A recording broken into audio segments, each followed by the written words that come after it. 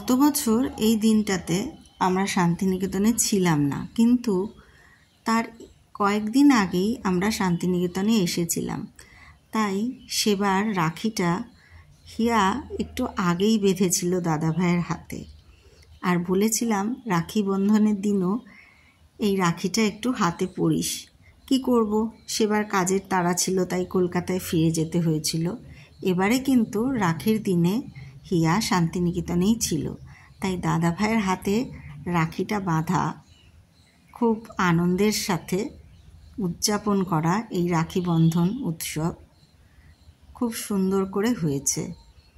আসল কথা হলো, ছোটবেলা থেকে ভাই নেই, দাদা নেই, এই ভাইফোঁটা আর রাখির দিনে হিয়ার বেজায় আফসোস ছিল, কবে একটা দাদা বা ভাই তার জীবনে আসবে।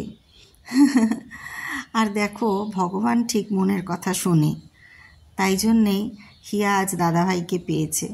এমন একটা মিষ্টি দাদাভাই যে সব সময় হিয়ার পাশে থাকে, আর তার সাথে বৌমণি। বৌমণিকে ছাড়া তো হিয়া অচল। যত গল্প, যত আড্ডা, যা কিছু কেনাকাটা, সব গল্প বৌমণির সাথে করা যায়। দাদাভাই আসলেই প্লাস পয়েন্ট হচ্ছে বৌমণির সাথে থাকা।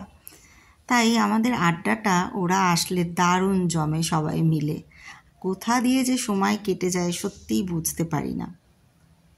রাখি বন্ধন ভাইফোঁটায় স্পেশাল একটা ব্যাপার থাকে, ভাই বোনেদের গিফট দেওয়া।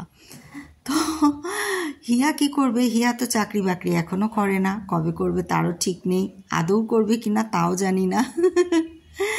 আমি আর হিয়া সেদিন গেছিলাম বাজার কলকাতায়, বৌমাই বলেছিল আমাদের, তো প্রচুর ডিসকাউন্ট চলছিল, 70%। মানে সেখান থেকে সবার জন্যই টুকিটাকি কিনেছি। তো ছেলের জন্যও 2টো টি শার্ট কিনেছিলাম ভীষণ অল্প দামে, মানে 300 টাকায় 2টো টি শার্ট, ওই বাড়িতে পরার মতোই, কিন্তু খুবই কম দামে, আর কোয়ালিটিটাও বেশ ভালো ছিল। হিয়াও অনেক কিছু কিনেছিল বাড়ি পরার জিনিসপত্র, এই আর কি। তারপরে সবাই মিলে গল্প আড্ডা হলো। ওরা কিছু খাওয়া দাওয়া করলো না, কারণ সেদিন বৌমার শরীরটাও খারাপ ছিল, ওদের পেটও ভর্তি ছিল, তাই যা টুকিটাকি করেছিলাম সঙ্গে দিয়ে দিলাম। আর সেদিন হিয়া একটা স্পেশাল গিফট পেয়েছিল, একদম শেষে দেখাচ্ছি সেটা কি। আড্ডা গল্প শেষ হওয়ার পর ওদের যখন বাড়ি চলে যাওয়ার সময়টা আসে, ভীষণ মন খারাপ লাগে, আবার কবে দেখা হবে। আর এটা হচ্ছে সেই স্পেশাল গিফটটা যেটা দাদাভাইয়ের থেকে রাখি বন্ধনের দিন হিয়া পেয়েছে, একটা মনের মতো রেড লিপস্টিক, ভীষণ পছন্দের।